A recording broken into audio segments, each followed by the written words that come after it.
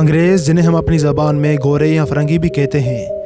شاید دوستو آپ کو بھی پتہ ہوگا کہ ان انگریزوں کی سلطنت برٹش امپائر اپنے عروج کے دور میں تاریخ عالم کی سب سے بڑی سلطنت تھی۔ دوستو یہ سلطنت اتنی وسیع تھی کہ اس کے مطابق ایک انگلش فریز انگریزی محاورہ مشہور تھا کہ the sun never sets on the British empire, مطلب کہ برٹش امپائر میں سورج غروب ہی نہیں ہوتا، کیونکہ برطانیہ اتنی وسیع و عریض ہے کہ ہر وقت کسی نہ کسی حصے میں دن ہوتا ہے۔ دوستو جب 15ویں صدی میں اسپین اور فرانس اپنی اوورسیز کالونیز بنا رہے تھے تو ان کو دیکھ کر برٹش امپائر نے بھی کولونائزیشن شروع کر دی اور اپنی پہلی کالونی نارتھ امریکہ کی ریاست ورجینیا میں بنائی، اور پھر وقت کے ساتھ ساتھ سرزمینیں فتح کرتے گئے، یہاں تک کہ کینیڈا سے آسٹریلیا تک برٹش امپائر کا ڈنکا بجنے لگا اور دنیا کی سپر پاور کا اسٹیٹس حاصل کیا۔ دوستو آخر ان فرنگیوں نے کس طرح سے دنیا پر فتح پائی؟ تو دوستو میں آپ کے سامنے رکھتا چلوں کہ جو طاقتور ریاستیں ہوتی وہاں انگریز جلد میں حملہ نہ کرتے، بلکہ ان سرزمینوں پر تجارتی مقاصد کے لیے جاتے اور آہستہ آہستہ وہاں اپنے پنجے گاڑ دیتے۔ دوستو سب سے پہلے تو یہ مقامی لوگوں کو ملازمت دیتے اور پھر یہ اس علاقے کے سرداروں یا جاگیرداروں کو اپنا وفادار بناتے جو اپنی آزادی انگریزوں کے ہاتھوں بیچ دیتے، اور یوں جب انگریز وہاں پر حملہ کرتے تو ان کو کسی خاص مزاحمت کا سامنا نہ کرنا پڑتا۔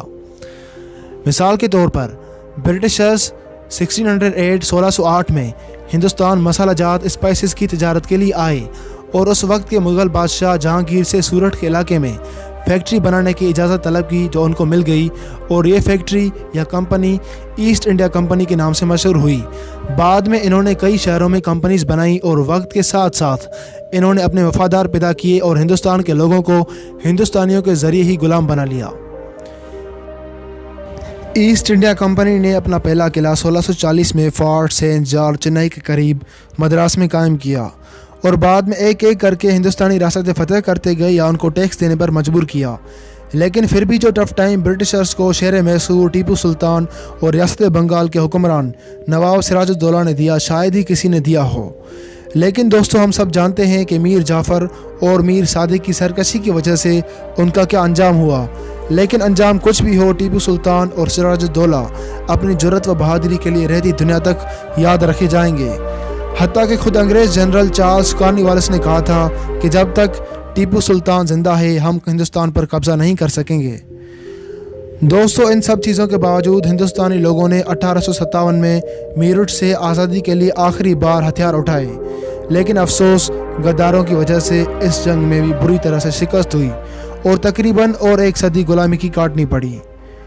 1857 کی جنگ آزادی تک ایسٹ انڈیا کمپنی نے ہندوستان پر براہ راست حکومت کی،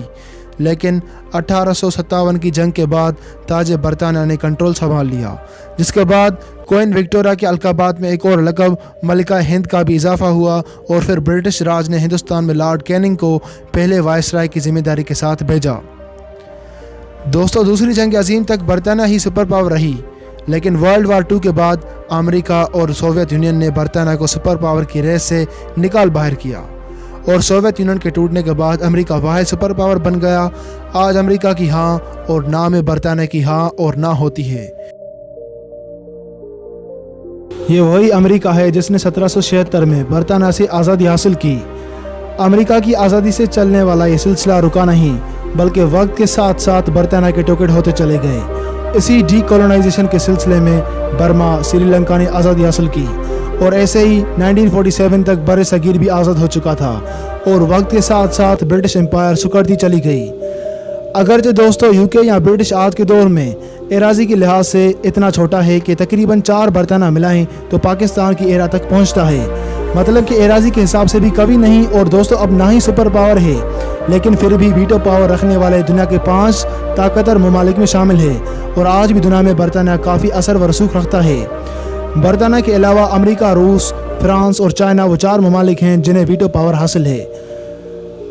دوستو اگر آپ تاریخ میں دلچسپی رکھتے ہیں تو ہمارے چینل کو ضرور سبسکرائب کریں اور بیل آئیکن کو پریس کریں اور مزید ویڈیوز کو واچ کریں۔ شکریہ۔